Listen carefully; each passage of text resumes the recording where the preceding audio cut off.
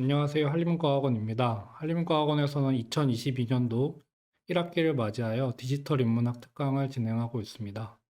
이번 시간은 그 세 번째 시간으로 텍스트넷의 고경민 대표님을 모셨습니다. 고경민 대표님께서는 인문학과 AI가 함께 나아가야 할 방향에 대해서 강의를 준비를 하셨다고 하시는데요. 이번 시간에 그 귀한 강의를 들어보도록 하겠습니다. 그럼 고경민 대표님 모시고 강의를 진행하도록 하겠습니다.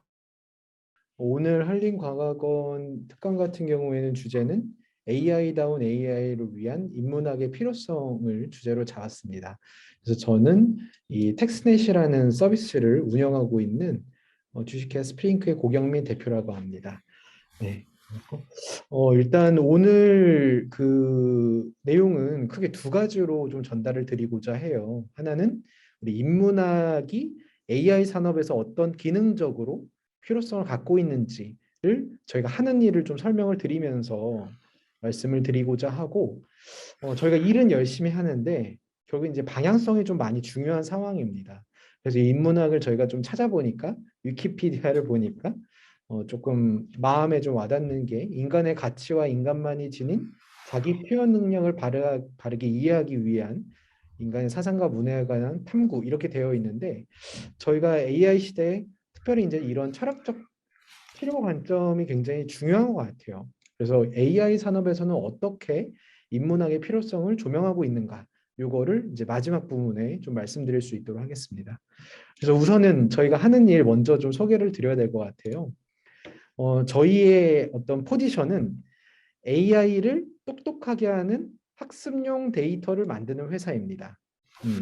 예를 들어서 알파고가 이세돌 선생님과 이제 대련을 하기 위해서 많은 프로 기사들의 기보를 학습을 시킨 것처럼 저희도 그런 학습 데이터를 만들어요.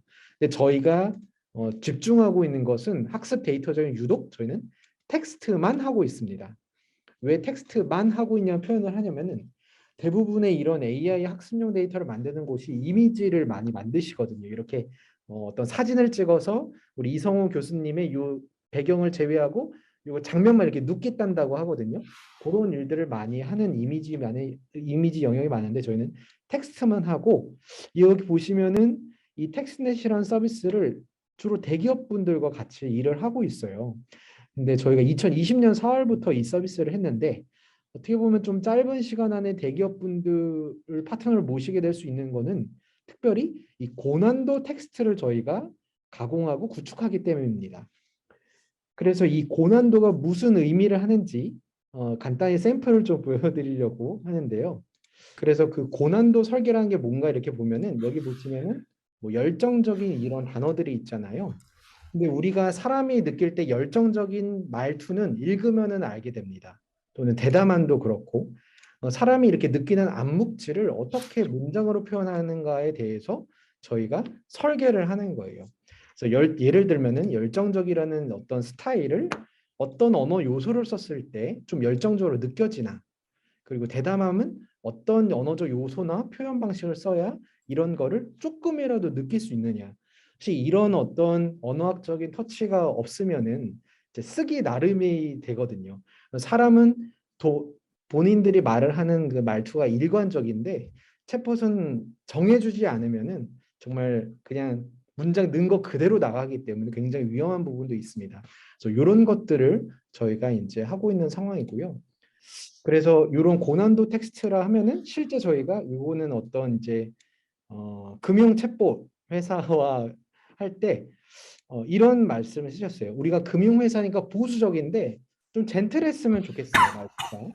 그리고 좀 똑똑하고 근데 또 부드러웠으면 좋겠어. 이걸 이제 페르소나라고 표현을 합니다.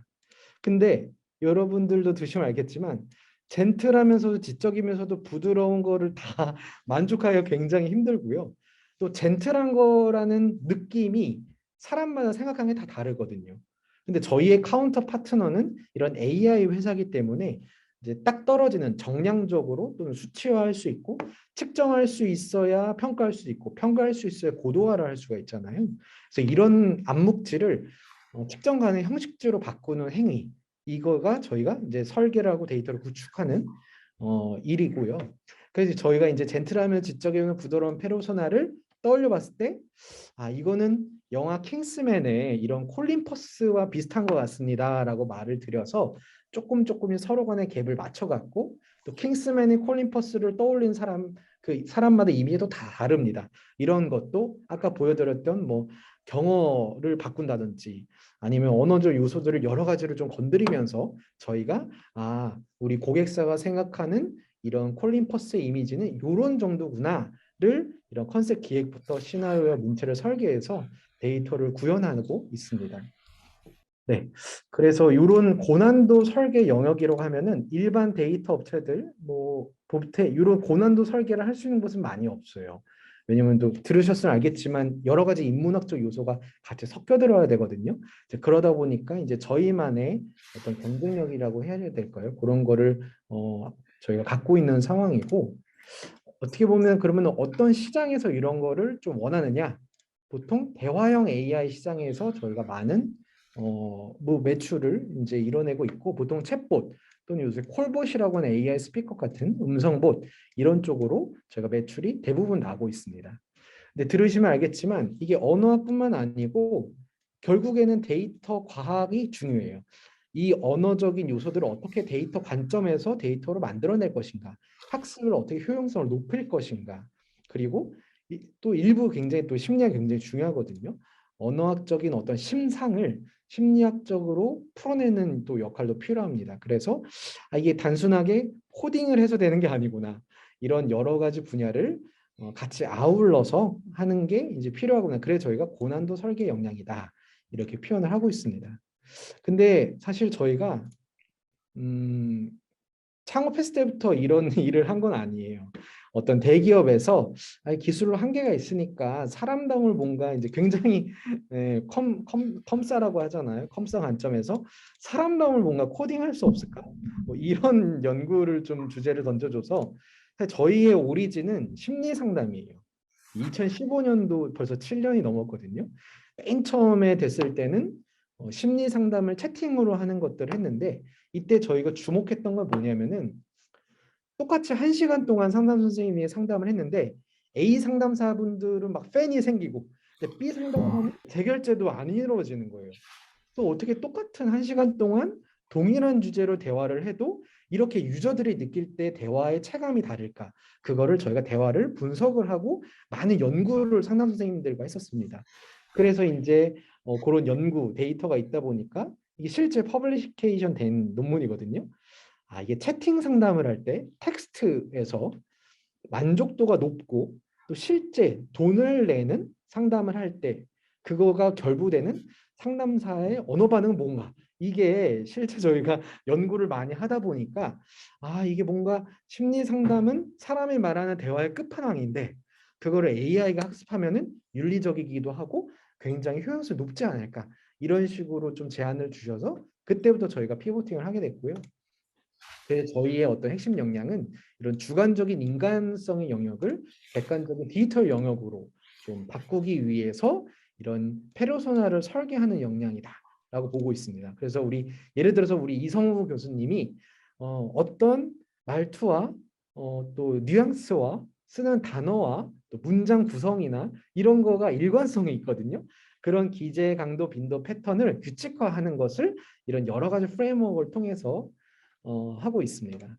그래서 저희는 이런 데이터 구축팀 말고 데이터 사이언스 팀과 R&D 팀에서 이런 고난도 설계를 해서 데이터 구축팀에서 이제 보통 작업자로 저희는 크루라고 표현을 하는데 그 크루분들이 설계 안에 맞춰서 또 가이드에 맞춰서 데이터를 이제 만들어내는 상황입니다.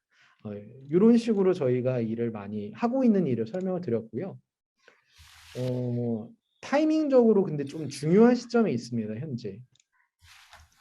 왜냐면은 저희가 여기 보시면 사람다움의 설계라고 표현을 했잖아요. 근데 이 사람다운 설계가 무슨 의미가 있니? 이렇게 물어봤을 때 굉장히 중요한 의미가 있습니다, 여러분. 이분이 가상 인간이에요. 로지라는. 요 밑에 분도 가상 인간입니다. 그래서 이 밑에 분은 여기 보시면 딱 차이 나는 게 블랙 앤 화이트거든요. 그래서 이 로지라는 친구는 여기 보시면 말투가 발랄해요. 발랄해서 이 광고도 춤추거나 좀 엔터테인먼트 이런 광고를 하시고 이런 미켈라 이분은 벌써부터 이제 약간 엄근진이라고 하잖아요. 무게감 있고 그래서 명품 이런 화보를 많이 합니다. 여기에 맞춰서 말투나 이런 것들이 다 온라인이 돼야 되거든요. 근데 이런 디지털 휴먼을 만드는 이유가 동시에 여러 군데에서 뭐 광고도 찍고 영화도 찍고 해야 되는데 이 글을 쓰는 게 다 작가가 붙어 있어요. 왜냐하면 이 로지 다움에 대한 정의가 안 돼 있거든요. 물론 로지가 지금 굉장히 잘하고 이게 지금 목소리도 입혀져 있습니다. 그래서 이미 로지가 많이 발전이 되고 있는데 앞으로 새로 탄생할 디지털 휴먼들에 대해서도 이런 페르소나가 정의되면은 이 가상 인간에 부합하는 말의 방식이라든지 성격이라든지 그런 것들이 정의가 돼야 됩니다. 그런 거를 저희는 페르소나 설계라고 표현을 하고 있고요. 그래서 왜 지금이냐라고 하면은 뭐 요새 메타버스, 뭐 디지털 휴머노이드 이런 말이 굉장히 많이 나오고 있잖아요. 근데 저희가 보는 이 세 가지의 공통점은 사람이 중심이 되는 플랫폼이에요. 사람이 주인공이 되는 플랫폼이죠. 그래서 예를 들어서 이런 로지 이 분이 실제로 이제 뭐 미스트롯에 데뷔를 할 수도 있지 않을까? 그리고 게임 캐릭터로 될 수도 있지 않을까? 아니면 실제 스킨을 입어서 정말 이렇게 뛰어다닐 수 있지 않을까? 이렇게 사람이 확장이 되는 이제 플랫폼들이 온 오프라인에서 굉장히 많은 기회가 발생하고 있다는 거죠. 근데 그렇게 하려면은 나의 확장이 될 수 있는 그런 페르소나 설계가 있어야 된다라고 보고 있고 실제로 저희 매출을 봤을 때도 이런 챗봇 콜브만 있다가 작년부터 이런 기타 분야인 소셜 로봇, 메타버스, 디지털 휴먼으로 다양한 영역에서 저희가 매출이 발생하고 있어요. 그 실제 저희가 했던 이제 프로젝트를 보면은 요거는 다 저작권 때문에 저희가 고객사를 하지 못하고 예시 사연지를 따왔습니다. 근데 이 디지털 의사나 가상 아이돌이나 소셜 로봇 모두 저희가 했던 거고요. 그 디지털 의사라고 하면은 문진을 하는 디지털 의사를 만드는데 조금 더 대화도 재미있게 하면서 대화를 하게 되면은 좀 안정감도 있고 그러니까 무작정 뭐 혈당이 어떻게 여기가 물어놓은 것보다 할아버지 오늘은 좀 어떻게 지내서 이렇게 하는 좀 영화 특정 뭐 영화에서 좀 친근한 디지털 의사의 전문성이 있으면서도 그런 디지털 휴먼을 저희가 설계를 하기도 했고 뭐 가상 아이돌 같은 경우에는 매력이 제일 중요하거든요. 대화를 하면 할수록 빠져드는 아이돌의 특징이 뭐냐? 근데 그 매력이라는 거는 정말 예측하기가 힘들거든요. 그래서 뭐 예를 들어 이렇게 하는 거죠. 왠지는 모르겠으나 그 특정 웹툰에 그 캐릭터는 이미 팬들이 많으니까 뭔지 모르겠지만 매력이 있다는 건 증명이 된 거죠. 그러면 그 매력을 저희가 데이터화 시켜서 최대한 비스무리하게 형태를 따오는 뭐 그런 행위도 많은 시도를 하고 있는 것 같고요.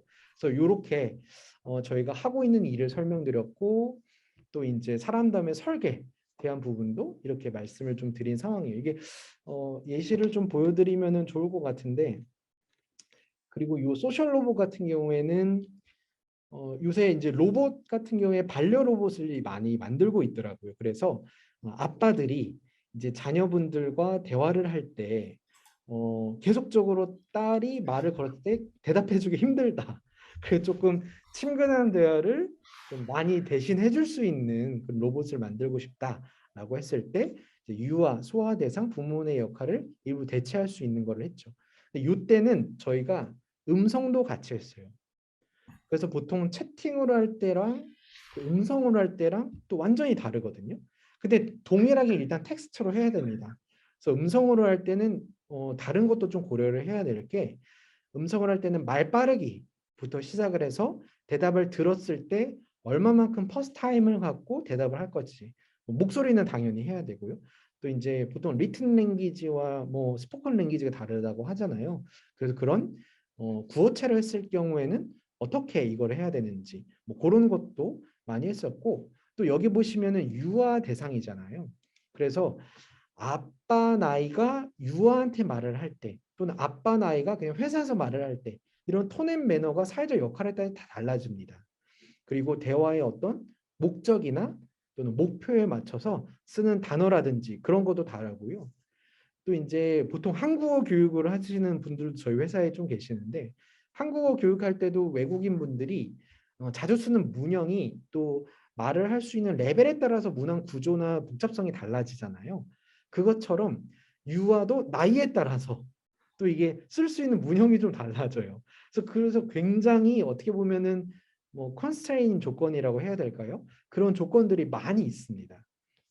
그리고 어떤 의사라고 할 때도 병명이나 또 그런 것들도 전문적인 도메인이 필요하고요. 또 가상 아이돌 같은 게 어떻게 보면은 일상 대화일 수도 있는데 이게 또 재미없으면 안 되잖아요. 그래서 끊임없이 대화를 이어갈 수 있도록 대화 주제도 굉장히 넓게 잡아야 됩니다. 그래서 저희가 대화를 어떤 구성을 할 때 정규분포를 이룬다는 말을 많이 하거든요. 모든 대화를 커버하기보다는 실제 이 가상 아이돌과 유저가 대화를 할 때 어떤 토픽과 또 어떤 인텐트와 어떤 주제들로 대화가 전개될 것을 예상을 합니다. 그래서 서로 롤플레잉을 하면서 데이터를 만들어내기도 하고 이렇게 되는 상황인데 그런 걸 할 때 사실 쉽지 않은 영역들이 예를 들어서 디지털 의사 말을 만들려고 하면은 저희 크루분들이 있다고 말씀드렸잖아요. 실제 이제 어떻게 보면은 그때그때 오신 프리랜서나 그런 형태로 하시는데 이 디지털 의사의 어떤 페르소나를 아까 말씀드린 콜린 퍼스 의사다 이렇게 잡으면은 콜린 퍼스로 어 약간 본인이 생각을 해야 돼요. 뭐 콜린 퍼스 화가 돼야 된다는 거죠. 근데 여성분들이 남성 톤을 따라하기가 쉽지 않고 또 그냥 단순히 남성이 아니고 굉장히 또 전문적으로 보여야 되고 근데 쓰는 전문적으로 용어를 쓰기도 하고 또 내담자 어떤 환자의 어떤 상황도 맥락을 이해하면서 말을 해야 하기 때문에 이런 것들을 작업하기가 굉장히 쉽지 않은 영역이다. 그런 좀 어려운 영역들이 있는 상황입니다. 그래서 저희가 방금 말씀드렸던 하는 일들을 좀 말씀을 드렸고 약간의 애로사항들도 조금 말씀을 드린 상황이에요. 그래서 저희는 이런 인문학적인 어떤 틀을 바탕으로 대화형 AI와 어떻게 좀 접목시킬 것인가.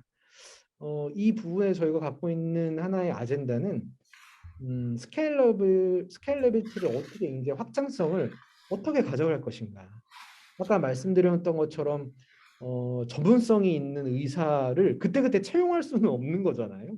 근데 또 항상 필요한 것도 아니고 또 예를 들어 일상 대화를 만든다고 하면은 사실 일상 대화라고 하면은 말하는 주제는 그것도 대동소이할 수가 있거든요. 어떻게 보면은 사람들이 하는 말이 잘 다 이제 저희가 좀 보면은 대화 주제가 그렇게 많지는 않아요. 날씨나 뭐 여행이나 뭐 먹었는지 그런 루틴한 일들을 또 그때마다 계속 만들기가 또 쉽지가 않거든요. 그래서 어떤 작업 효율성이나 회사 관점에서는 비용 효용성들에 대해서도 많은 고민을 하고 있고요. 그래서 저희가 지금 아까 맨 처음에 보여드린 것처럼 어떤 고객사가 컨셉을 의뢰를 했을 경우에 그것들을 인간다움을 시나리오나 또 문체를 통해서 저희가 설계를 합니다. 그래서 요거를 하나 조금 보여드리고 싶은데 그 설계라고 하면 저희가 이렇게 크게 네 가지를 하고 있어요. 이 대화 설계라고 하면은 보통 멀티턴으로 할 때는 이제 시나리오 설계를 합니다. 그리고 페르소나 설계 같은 경우에는 정말 사람의 어떤 캐릭터를 디자인하는 거죠. 그러면은 이런 캐릭터가 정해졌으면은 그 캐릭터가 사용하는 어떤 문체, 저희가 AI 스타일링이라고 표현하는 이런 문체를 설계를 하고요. 그리고 이런 설계 안에 기본적인 어떤 리얼 월드의 날리지 베이스 같은 거를 또 넣어줘야 됩니다. 그래야 최소한의 말이 되기 때문에 이런 설계를 하고 여기 조금 보여드리고 싶었던 거는 예를 들어 저희가 이제 뭐 MBTI가 완벽한 어떤 확실한 뭐 통계적 그러니까 유사 과학 중에 하나라서 완벽한 이게 통계는 아니지만 대략적으로 양상들은 명확하게 이제 외연적으로는 차이가 있다고 저희는 분석을 하고 있고요. 예를 들어서 뭐 A 타입, B 타입, C 타입, D 타입은 저희가 심리학적으로 MBTI를 뭐 NT형, NF형, SP형, SJ형 이런 식으로 재그룹핑을 좀 해보고 많은 연구를 했어요. 그래서 A 타입이라고 하면은 뭐 예를 들어 NT형이다 그러면 되게 사고 분석형이거든요. 그러면 이 A 타입은 다른 타입과 다르게 어떤 언어적 요소를 많이 사용할까? 뭐 언어적 요소라고 하면 의문, 어휘, 통사, 뭐 여러 이모지 같은 기타 것들이 있는데 의문 중에서도 어떤 요소들이 사람의 느낄 때 뉘앙스를 좌우하는지 이게 또 굉장히 중요하더라고요. 이게 어떤 그라운드 룰이나 그런 가이드가 없으면 다 각자 느끼는 대로 데이터를 만들어오기 때문에 그래서 이런 약간 어떻게 보면 코딩적인 요소를 통해서 저희가 하고 있고 그래서 기본형이 이렇게 파란색으로 있다고 하면은 A 타입, 뭐 NT형, 분석 사고형은 기본형에 비해서 이런 감탄사, 의태, 의성어를 다소 적게 또는 마침소 사용은 뭐 다소 높게 저희가 실제로 이거를 다 뭐 모든 리얼 월드에 있는 대화를 해석하지 분석하지는 않았지만 샘플링을 통해서 이런 이제 수치도 직접 도출을 해서 축약형은 기본형에 비해서 몇 배를 좀 더 사용하는지 또는 어떤 맥락에서 축약형을 사용하는지 이런 것 좀 디테일하게 룰이 들어갈 때가 있어요. 이런 식으로 언어적 요소를 체계화하고 진행을 하고 있고요. 또 한 가지 말씀드리고 싶은 거는 이 시나리오 설계거든요. 이 시나리오 설계 같은 경우에는 보통 대화 데이터를 만들 때 이 예시 바라만 저희 고객한테 나갈 때가 많아요. 일상 대화라고 하면은 이게 지금 잘 이게 좀 해상도가 안 좋아서 죄송한데 이런 오늘 기분은 좀 어때요? 피곤하네. 많이 피곤한가 봐. 이렇게 그냥 만들 수가 없어요. 만들 수는 있는데 저희가 좀 디테일하게 하는 거는 여기 보시면은 굉장히 많은 메타데이터가 있습니다. 그래서 예를 들어서 지금 많이 피곤한가 봐요. 이게 시나리오 중에 탐색 단계에서 피드백을 한번 주는데 그 이제 스피치 액트라고 하잖아요. 화행을 재진수를 통해서 반복적인 말하기 기능을 통해서 이 발화를 만든 거예요.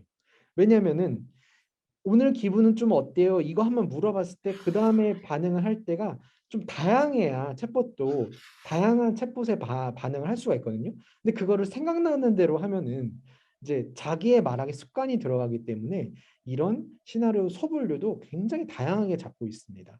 그래서 요거는 이제 어떤 근데 아직은 사실 기술적으로 화행을 다양하게 만들어도 랭귀지 모델에서 이제 소화를 하기는 조금 쉽지는 않더라고요. 그래서 이런 것들도 저희가 고객사의 엔진의 성능이라든지 어떤 대화의 기획이라든지 그런 거에 따라서 대폭 삭제하기도 하고 합니다. 근데 여기 보시면 이 10턴이거든요. 이 10턴 안에 그 AI 산업 그 담당자들 얘기를 들어보면 이런 것까지 따져요. 이 10턴의 컴퓨터와 휴먼의 발화 비율은 몇 퍼센트가 돼야 된다. 그리고 예를 들어서 여기 재진수를 했잖아요. 이거를 막 모델을 돌려봤더니 재진수에서 정확도가 낮으니까 재진술 문장만 많이 써달라. 근데 조금 드릴다운 해보면은 재진술이라는 어떤 카테고리 자체가 정의가 명확하지 않아서 그렇게 된 것도 많아요. 왜냐면은 사람에 따라서 재진술, 그러니까 사람도 재진술이 뭔지 잘 모르는 상황이면 기계도 이해하기 힘들거든요. 그래서 저희가 재진술 안에 반영이란 게 또 있네. 그래서 이 재진술의 화행도 굉장히 디테일하게 나눠서 저희가 했던 기억이 있습니다. 그래서 우리가 평생 동안 사용했던 말하기이기 때문에 너무나 사람한테는 당연하지만 정말 까고 들어가 보면은 굉장히 레벨도 다양하고 폭도 이제 넓이도 되게 다양한 영역이 이제 대화구나 이렇게 저희가 좀 인지를 하고 있는 상황입니다. 네. 이런 식으로 지금 대화 설계를 하고 있고요. 이렇게 시나리오 설계와 문체 설계를 토대해서 저희가 데이터를 구축하고 있는데 이 중에 아까 저희가 고민을 하고 있었던 어떤 확장성이라든지 비용 효율성 아니면은 이제 업무 효용성을 위해서 일부 자동화를 많이 시도를 하고 있어요. 그래서 아까 저희가 뭐 비유 이제 언어적 요소를 카테고리하고 또 어느 정도 비율을 써야 되는지 정량적으로 도출하는 이유가 모두 이 자동화를 위해서 저희가 시도를 하고 있는데 정말 어렵습니다. 정말 예를 들어 이런 게 있는 거죠. 자동화를 위해서 언어적 요소를 도출을 먼저 할 거냐? 아니면 실제 리얼 월드에 있는 내용들을 충분히 담아내기 위해서 일단 자동화를 고려하지 않고 언어적인 탐색을 더 많이 하느냐? 근데 이게 두 개가 만나기가 정말 어려운 상황입니다. 그래서 최근에는 일단은 뭐 형태소 분석기라든지 또 한국어에 맞춘 앵그램은 어떻게 잡아야 되는지 이제 그런 정말 밑바탕부터 많이 저희도 이제 접근을 하고 있는 상황이에요. 그래서 저희가 요거를 자동화해서 나중에는 하나의 어떤 메타버스의 나만의 UID라고 표현할 수 있는 나만의 칩을 만들면 어떨까? 그래서 우리 이성훈 선생님 교수님께서 뭐 네이버의 제페토에 접속했을 때는 다른 캐릭터로 항상 접속을 하는 거죠.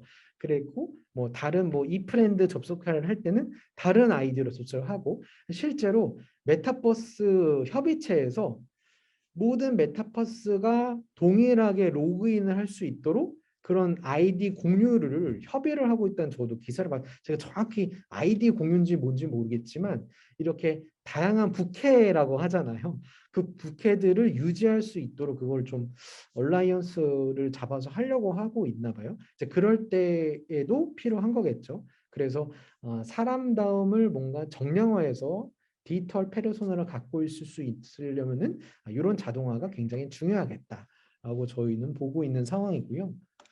그래서 어떻게 보면은 혹시 지금 다들 나이 연령대가 어떻게 되시는지 모르겠지만 정말 예전에 프린세스 메이커라는 게임이 있었거든요.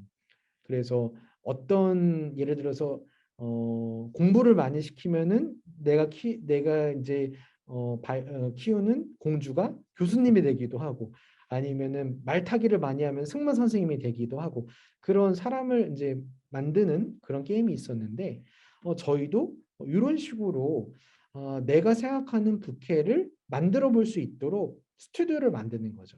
예를 들어서 내가 만든 로지가 내가 만든 미켈라가 또는 내가 아이돌 사장이 돼서 또는 내가 되고 싶은 그런 페르소나를 만들었을 때 사람들한테 매력을 많이 느끼고 서로 인터랙션이 많이 일어날 수 있으려면은 누군가는 이런 디지털 페르소나를 컨트롤할 수 있고 제어할 수 있는 그 부분이 필요하다라고 보고 있어서 저는 이런 컨셉을 이제 만들려고 노력을 많이 하고 있습니다.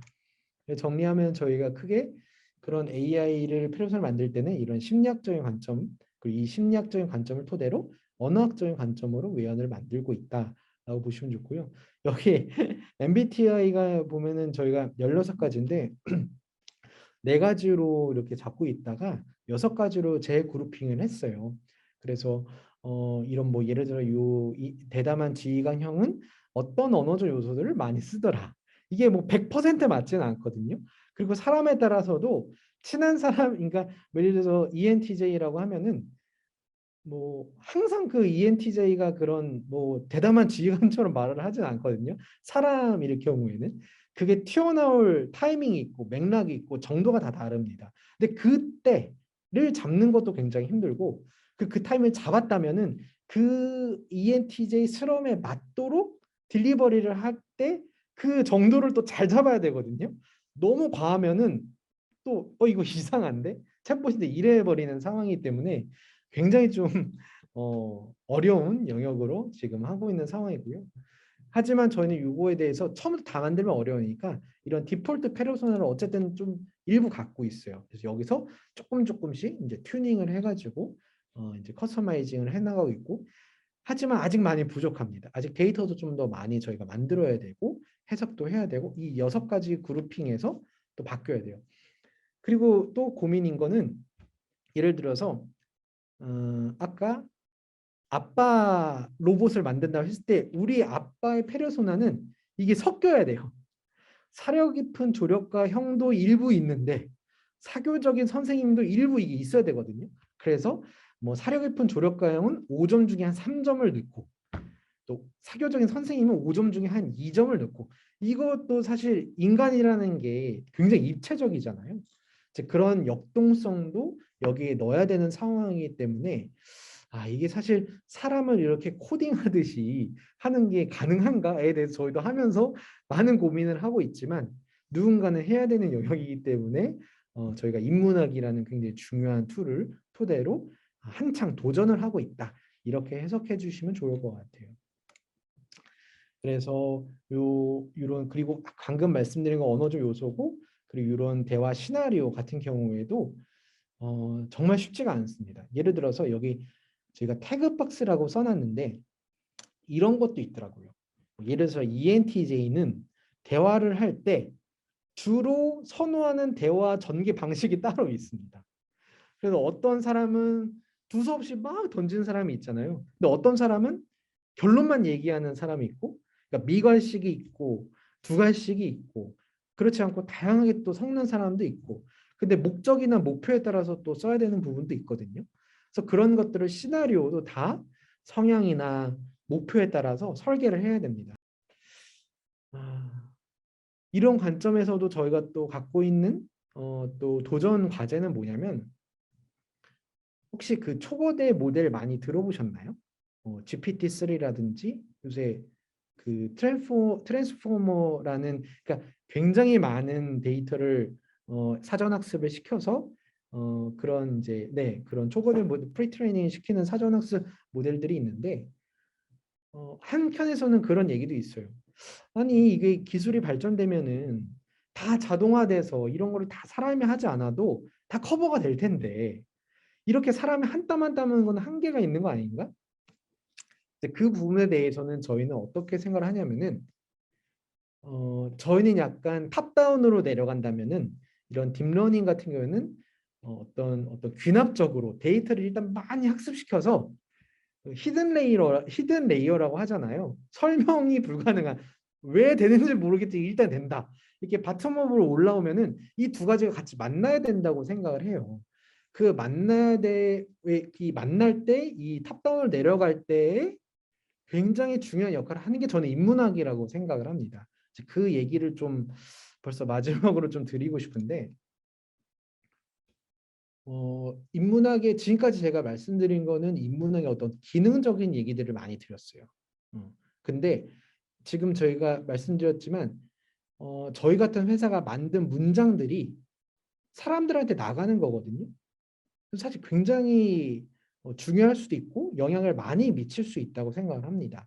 그래서 이 그냥 막 빠르게 많이 만들 돈도 많이 버는 건 중요한데 우리가 어떤 방향으로 이런 사람다움을 설계해야 되느냐 이거에 대해서도 고민이 굉장히 많은 상황입니다. 이 장표는 저희가 작년 12월 달에 그 투자 유치를 할 때 그 보통 IR을 한다고 하거든요. 투자 유치를 할 때 투자자들한테 저희 이렇게 설계했어요. 설명을 소개를 했어요. 사람다운 대화형 AI 구현을 위해서 이런 거를 한다. 이거를 할 때 저도 처음에는 아무런 비판 의식 그러니까 어, 자기 자기 그 회고를 안 하고 그냥 막 썼는데 막 쓰진 않았지만 가만 보니까 이게 맞나? 라는 생각을 하는 거예요. 대화형 AI가 사람 같아야 되나? 이게 좀 많은 고민이 되더라고요. 왜냐면은 뭐 사람이 굉장히 다양한 사람이 있잖아요. 정말 뭐 나쁜 말을 하는 사람도 있고 폭력적이기도 하고 정말 좋은 사람도 있는 반면에 그럼 사람은 사람다운 대화형 AI를 원하나? 사람다운 AI가 맞나? 라는 생각을 좀 많이 하고 있는 단계에 있습니다. 예를 하나 들면은 혹시 반팔티가 여러분 혐오 단어인 거 아세요? 그 성인지 감수성이 굉장히 요새 업계에서 많은 화두가 되고 있는데요. 이 반팔티도 때에 따라서는 혐오 발언에 해당이 돼요. 왜냐면은 저희 이제 장애우 분들이 팔이 그러신 분이 있잖아요. 그거를 연상케 할 수가 있다고 하더라고요. 그러니까 이게 정도에 따라서 다르고 사용하는 맥락에 따라서 다르고 굉장히 다양한 경우가 있는데 AI는 사람과 우리 예를 들어 저는 반팔티가 그런 카테고리인지 몰랐는데 만약에 AI가 사람도 모르는 그거를 당연히 알 리가 없기 때문에 누군가는 이거를 통제를 올바른 방향으로 하지 않으면은 이 반팔티는 그냥 뭐 웃고 뭐 사람에 따라 웃고 넘어갈 수는 없겠지만 좀 이런 것들에 대해서 누군가는 컨트롤 타워 역할을 하고 명확한 AI에 대해서 가르치는 가이드가 있어야 되지 않을까. 그래서 이 성인지 감수성을 어느 수준까지 어떤 기제로 컨트롤을 해야 되는가. 저희가 지금 계속 위에서 말씀드렸던 거는 인문학적인 어떤 특별히 이런 국문학적인 여러 가지 기능적인 활용을 통해서 AI에 저희가 막 이것저것 하고 있는데 막상 하다 보니까 이게 맞나? 이것도 지금 고민이 더 해야 되는데 더 어려운 거는 윤리를 어떻게 코딩을 하지? 네, 그런 고민이 정말 많이 들고 있어요. 그래서 그 제목이 그래서 저희가 뭐 잘한다는 게 아니고 여러분들의 도움이 굉장히 필요한 상황입니다. 그 말씀을 꼭 드리고 싶었어요. 이 시점에 이런 것들이 정립이 되지 않으면은 나중에는 덮을 수가 없거든요. 지금도 대기업이나 글로벌 기업들이 몇 천억을 투자해서 초거대 모델을 만들었는데 공개를 못해요. 공개했을 때 한 번이라도 이런 혐오 발언이 나오면은 얼마나 사람한테 듣는 것도 힘든데 기계한테까지 그게 들으면 정말 큰 상처가 될 수가 있거든요.